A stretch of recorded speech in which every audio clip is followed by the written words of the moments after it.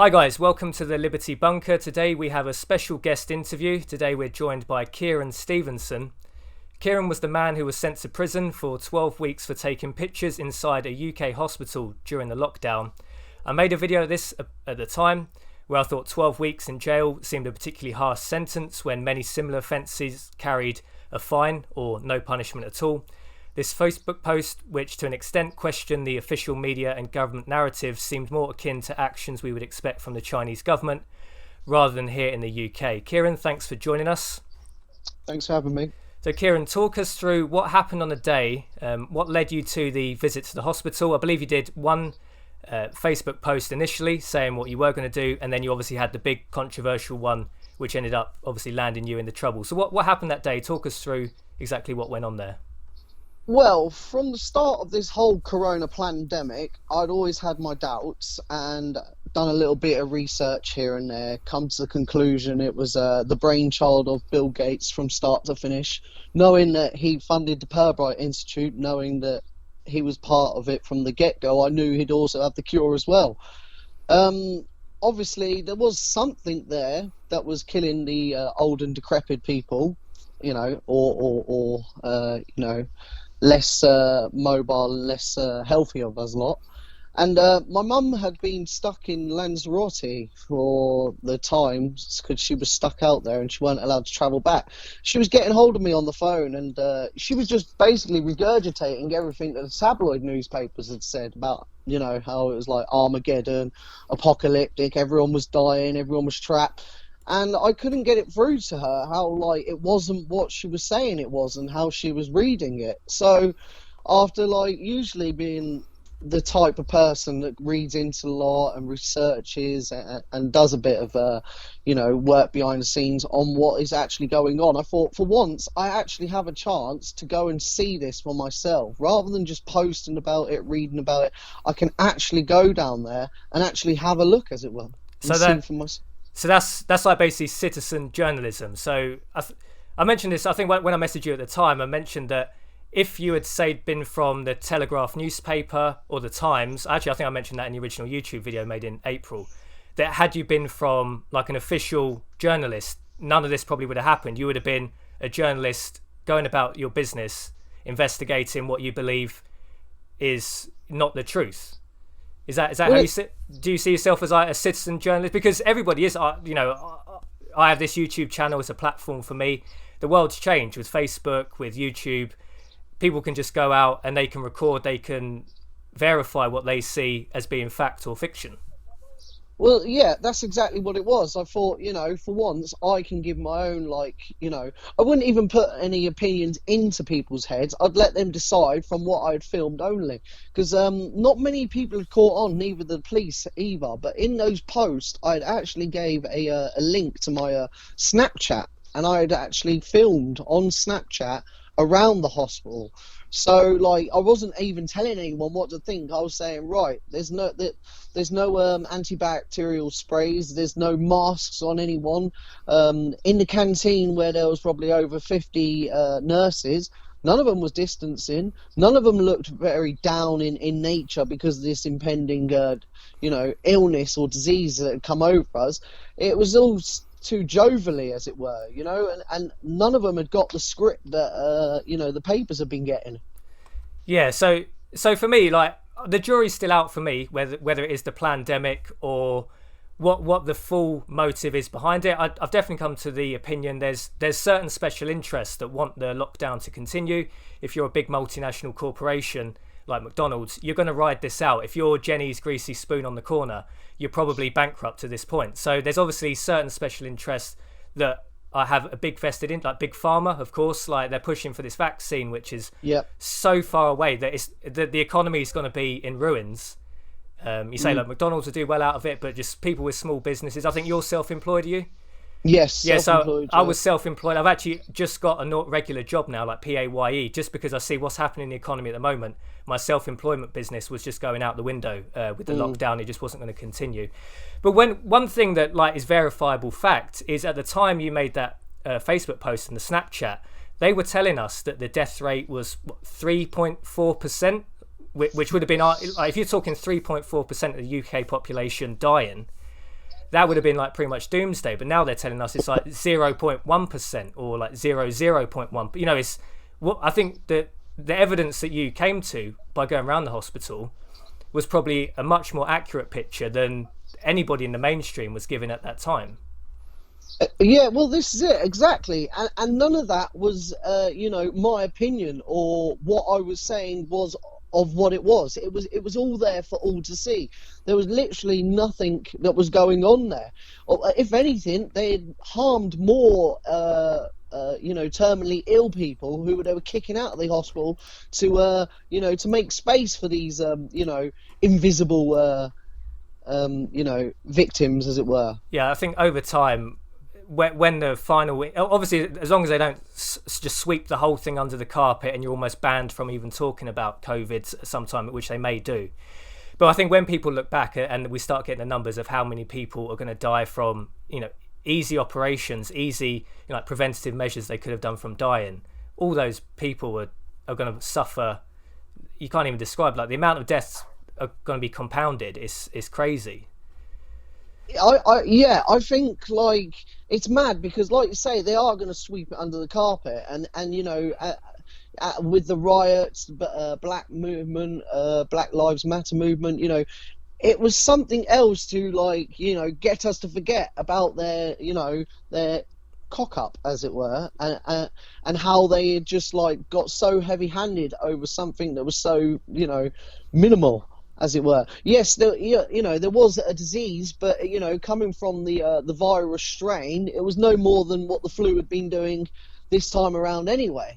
And if you thought about the stats and added up how many people had died per COVID in the last 3 months to how many people had died per every other disease or illness that they had, you would see that they chopped off numbers here to add up here just for shits and giggles anyway. It was completely, sorry for my language, it was it was just making it out a lot worse than what it was for no apparent reason. Yeah, I think they're definitely, hopefully enough people put pressure on that when we look back in a year, 10 years, whenever it is, that the full facts come out, and the people that have benefited, the people that made decisions are held to account. So moving on a little bit, it was all pretty rapid fire, wasn't it? Because I remember seeing I think I saw it, actually I think it's through someone that loosely knows you, put it on a Facebook group that I was in. That's the only way I found out about this story. But it was rapid fire. I think you took the Facebook posts and the Snapchats from the 30th of March, and it was something like 2nd of April. You had been sentenced. It was unbelievably fast for. It was amazing, and what I haven't added, which I've got proof, they actually tried sectioning me first. Under Mental Health Act. Yes. So I ended up going to MK instead of Aylesbury because Aylesbury was getting renovated, and I went to MK. And as you know, it's a good 30-minute drive. Yeah. Within that 30-minute drive, after being arrested, I had quite a very timid first officer. He was very polite but very timid, and then I had a junior police officer with him who was a her, and by the time they've arrested me, he had the gloves on and he was wearing them, and then I answered the door and I said yes, put my hands out we'll go on then, do it, and probably the easiest arrest they've ever had.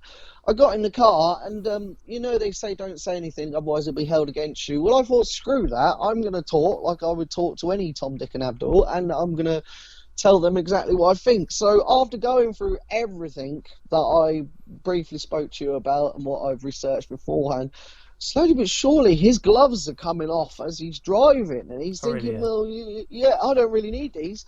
And when I found out they didn't interview me, I come to the conclusion that I might have even converted them, or not converted them, but made them think at least that this was being played well out of its diameter and what it should be and what it is, and that it was just we were being made a mockery. And so after going to MK, I was in there for about 8-9 hours. Then I was given conditional bail to go to the Whiteleaf Centre. Now, this is a tricky one because on the way to the White Leaf Centre, I'm thinking, right, do I carry on with these conspiracies, which ain't conspiracies? It's something that I researched. I know damn well. I've got points. I've got, bits of evidence that can coincide with this, that we can, match up for ourselves. You can do it yourself. I'll just give you the keywords. You do it yourself. And I'm thinking, or do I just make out that I was just going mad and try and get out the easier way? Because as soon as you mention something against the government in a government, establishment like the mental health, place there were, I thought, right, I could be in a whole load of trouble here. But no, once again, I stuck to my guns. I carried on. I told them everything I believed. I told them what I'd researched. I told them the keywords. I told them everything. On the way back, even one of the psychiatrists asked me to jot down the words "Pirbright."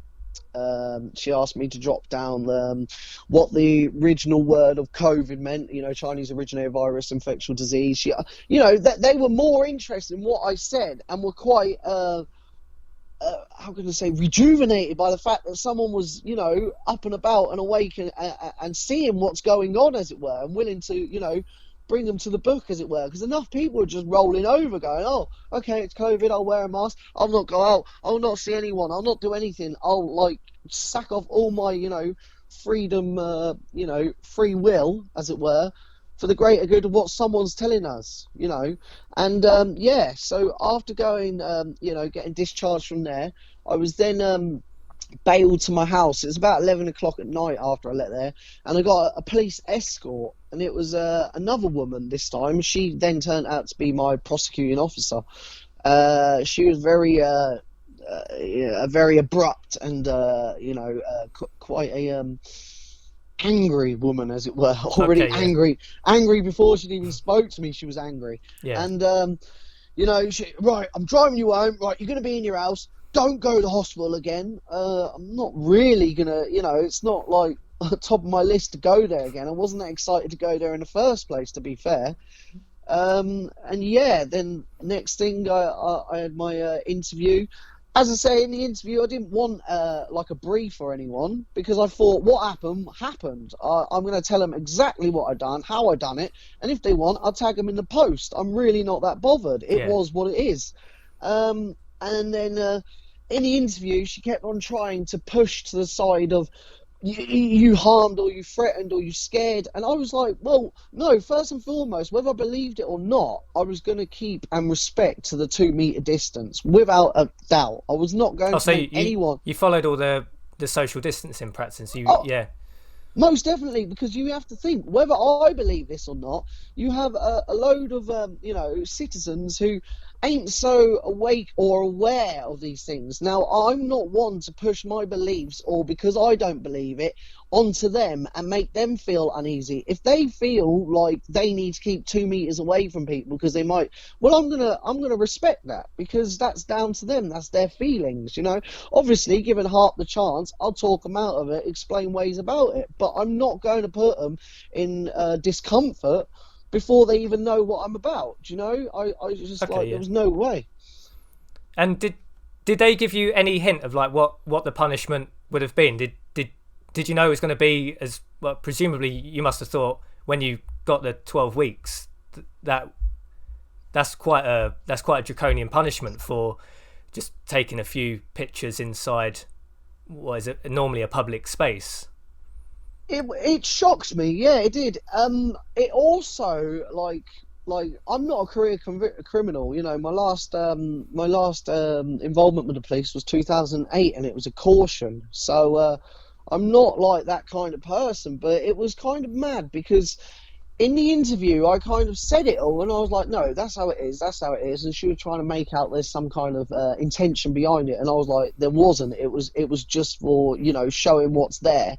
And it seemed like, it was the straw that broke the camel's back. It's like I'd showed them what they were, and they were, oh, right, we'll throw the bucket in because how dare he, show our cards, as it were. And but it was like, when I went to the court and I'm sitting there, it was like, I never felt so content, like even arguing about it didn't feel right. I felt like it needed to be said, it needed to be done. So whatever had happened thereon was going to take in my stride anyway. It was totally against what I'm used to and what I'd been prepared for, but it was kind of like maybe something needed to happen like this extreme, whether it be what they done in return was extreme or what I done extreme. Either way, it doesn't matter, but something needed to come out to blow it up and to make people realize this isn't what it seems. There's a lot more that's in between the words, and it did seem harsh, but then I also gather when I was in the court, they were very they tried making out very hard that they were imposing these 2 meter rules. They're only there because they have to. They're scared that the juror could poison the judge or something. Right, yeah. But so while they're all separated and it was very awkward watching them being all separated, trying to stay separated for the benefit of me. And then once she said, "Oh, how very serious it is," and then she's looking at what she can do. The other people in the court had to show her a computer because they had to Google it because it was a new thing. They didn't actually know what they could do with me. And I think then what she had done was, because it was the first, it was going to be max anyway. Heaven forbid I'd done any, drug dealing or Right, robbed anyone when I was younger, because then I would probably be in there now, Yeah. But yeah, go on. Yeah, and what was it like when you actually got to jail? Because I think we were saying, I think you messaged it when you messaged me when we were arranging this interview that you were on 23-hour lockdown. Yeah. Obviously the jail wouldn't be operating to a normal route. Normally in jail people are out about 8 hours of the day doing association, but it was on quite a strict regime. Was inside the jail. Yeah, it was. To be fair, the lockdown at home was kind of killing me off, as it were. I was not one that would stay in, willingly. I'd have my exercise walks for about 6-7 hours a day, as it were, because I just couldn't do it. But then having it forced and having all your freedoms away, it was kind of it was a knockback, but also I'd already prepared for it myself in the future. Like in the past, I'd already prepared for this because I went back to reading a hell of a lot, studying music, technology. I done Buddhism, I done Tao, Zen, reread the Bible, and it was good to be able to actually have that chance where I had no desires to go and do it. Well, I couldn't anyway, but I had to sit down, knuckle down, done the working out, done the press ups, then I'd meditate, then I'd read, then I'd do a bit of yoga, and it was all right. See, I kind of got with it normally. The funny thing that really amused me was after being put on the block, I got put next to the only 2 Chinese people in the whole of Bullingdon. And I thought, is this them lot playing a joke? Right, you want COVID, go and have joke. I don't want to, emphasise on what that meant, but it was a bit ironic, to say the least. They turned out to be 2 of my bestest mates, to be fair. Very nice, offering food and swapping food left, right and centre. But, yeah, other than that, 23-hour lockup in the morning, you get your breakfast bag, and then you get given 20 minutes to go and have a shower. Every time they opened that door, I was out, so I'd have the shower, then exercise, then on the exercise yard, I'd relax, and I'd talk to everyone, anyone and everyone that was in there. There was no criminals here, criminals there. We were all people, and it didn't really matter what they had done. And so I was teaching and talking to everyone about anything that they'd listened to. And to be fair, got quite a good camaraderie from it. To be fair. Okay, excellent. It's good to hear that at least the jail part of it, as bad as it could have been. Obviously, a 23-hour lockdown is pretty brutal. That's generally jail in the UK isn't as bad as that. It's it sounds like you've gotten a lot of time inside your cell, but you've used that to good use for developing yourself. Tell me about, we mentioned when we were messaging just before this, one thing you want to pick up is you didn't have contact with your family. What was it, for the first 9 days? Because normally you get a phone call, don't you? When you first go into jail, you would get your first call just to let people know what's happened to you, where you are.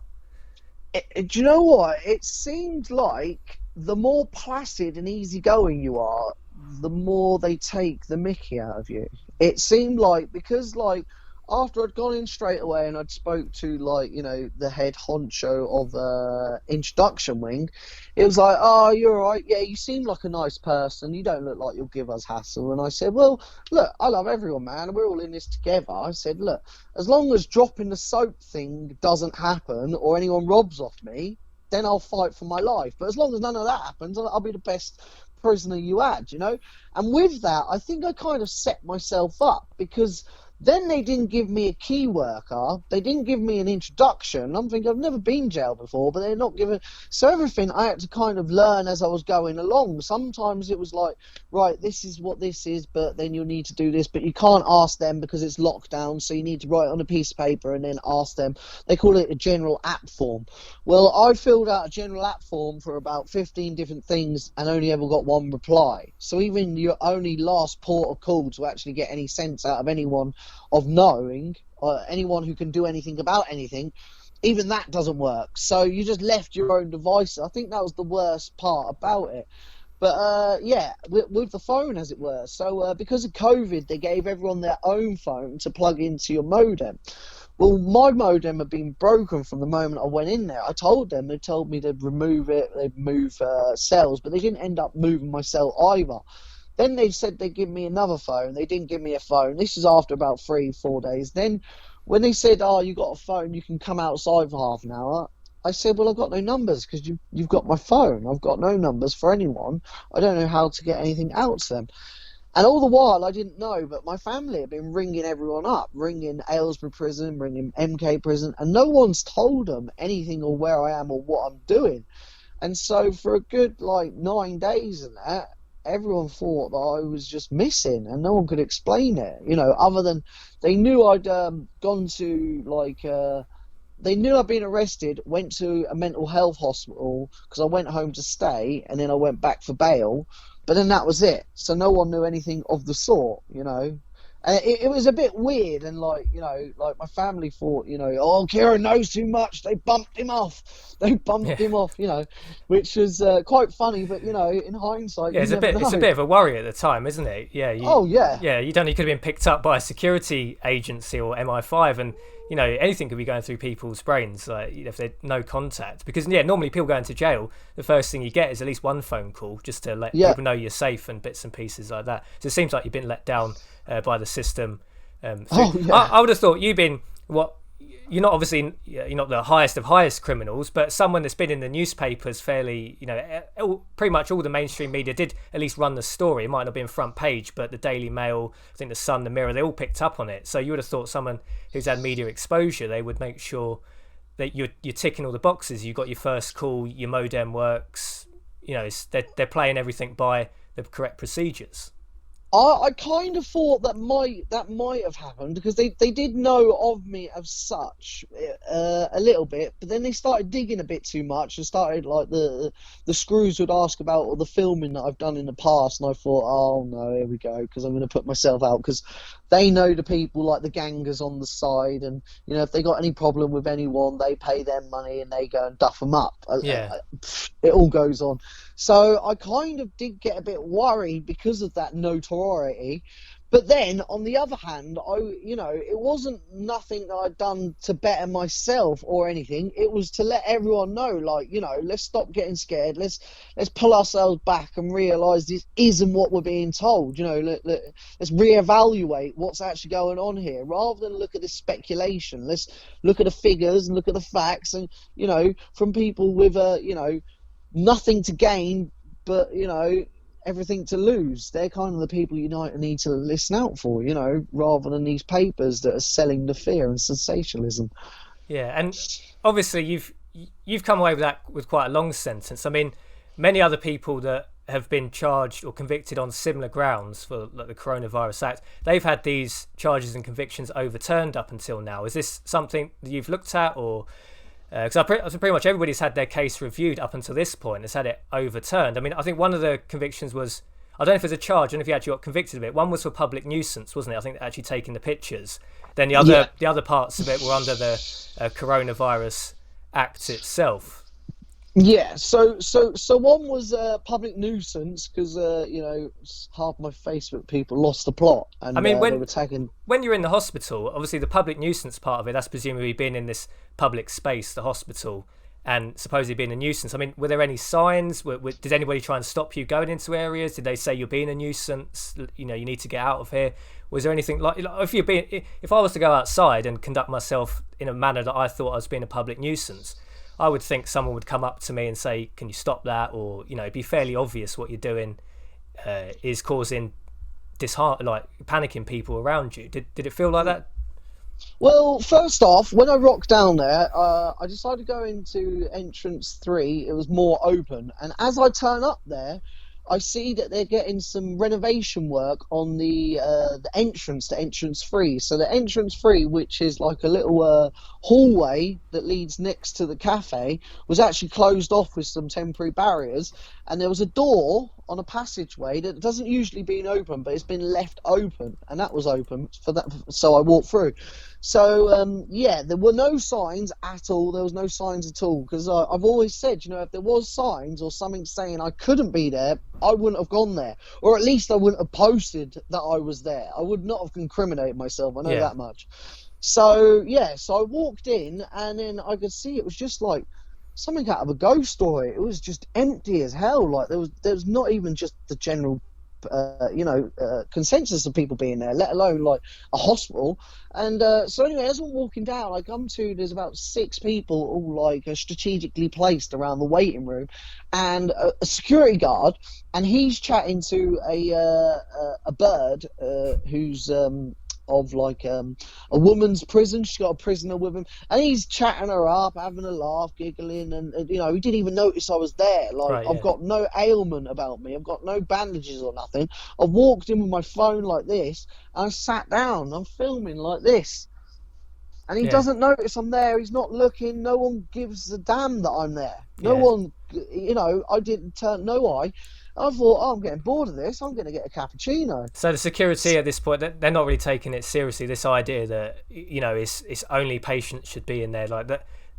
They've obviously not been told. Well, maybe they've been told people shouldn't be there, but for them, it's not a serious issue in any way, shape, or form, really. Well, no, but this is also what I was saying. Is like, if this the whole aspect of the scare and the fear and how catastrophic it can be, then what will happen is the people up top who are given the script to the newspapers would have informed the people in the hospital. They would have informed them. So slowly but surely you would have had a knock-on effect of people at least living under this kind of scared persona, as it were. That there was none of it. It was like all they've been told is everyone's clapping for you every Thursday, and you get to do TikTok videos and hashtag it NHS clap carers, and you'll get 1 million views. That's all it was for them lot. There was no seriousness at all. They didn't really. Yeah, there was no pandemonium. It was like they were just on 2 different completely pages, and I was like, no one getting this. They haven't got the script here. They're not on this same flex, as it were. And then when we spoke before doing the interview, you said one thing that you might have regretted is just the way that the Facebook post itself came across. It maybe appeared like slightly facetious, or because I know people that work in the NHS and things like I talked about in various videos, but I think maybe that's something, because when you're just typing, like even when I make videos, sometimes there's someone I support, or there's just the way you, like, even the slightest shift of a word or the way it's punctuated can make something seem totally different than it really is. Is that something that if you were to do the post again, would you leave it as it is, or would you have made any changes to the tone of it or anything like that? I definitely would have reworded it, because what I didn't take into account is not everyone is willing to question authority straight away. Now, obviously, now they're all kicking themselves and going, yeah, things don't add up right. But, like, the thing is, they've already spent 3 months of mental, depression, forcing it on, locking themselves away. But at the time, I knew it. And the thing is, just because I knew doesn't mean I could have broken it that fast to everyone. It's like, what we don't understand, some people are very slow and they need it drip fed slowly and then broken into.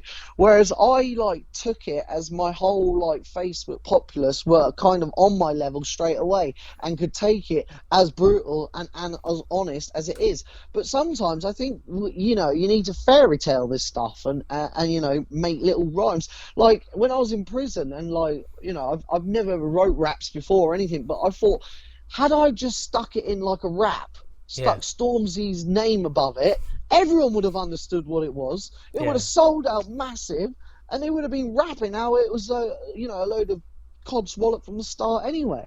You know, but like so many people, like, I think what it was is even if they knew something was wrong, they didn't want to be caught knowing that it was wrong. It's like the moment that you give them the idea that everything they've been taught is a lie, they're worried about their foundations, that everything they've stacked life upon is going to fall upon them, you know, and it shouldn't be like that, especially when it all comes down to your own health and your own, you know what you're going to get out of life. This is harming you. This ain't just you know, harming people.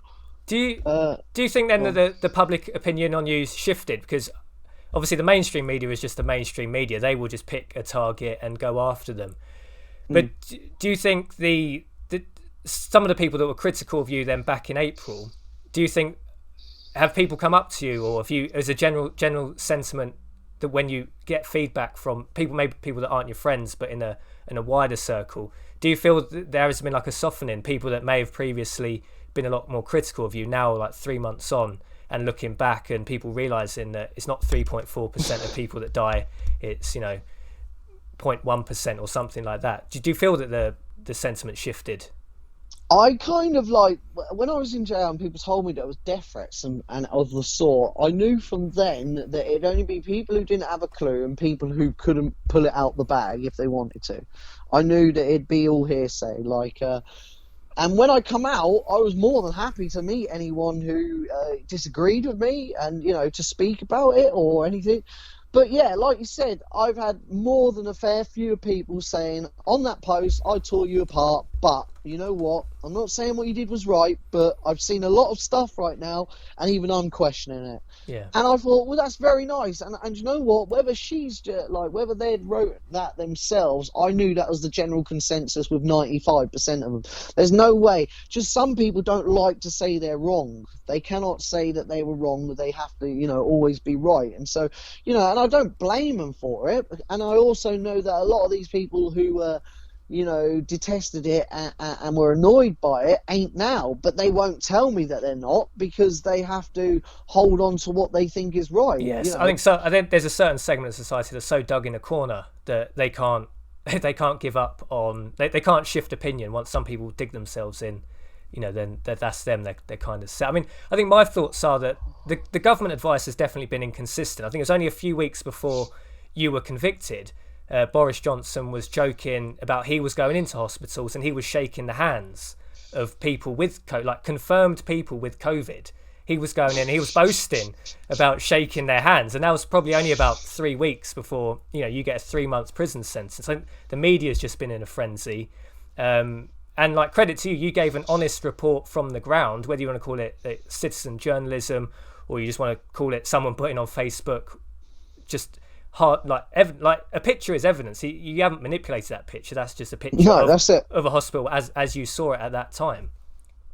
Yeah. And I think when history looks back, hopefully it does. I mean, maybe there will just be a blanket, like no one can talk about this event from the future. I mean, the speed that the UK is going down quite a draconian path. It's not even out of the question. I think we may get to that point where we're not even ever allowed to question this period of time.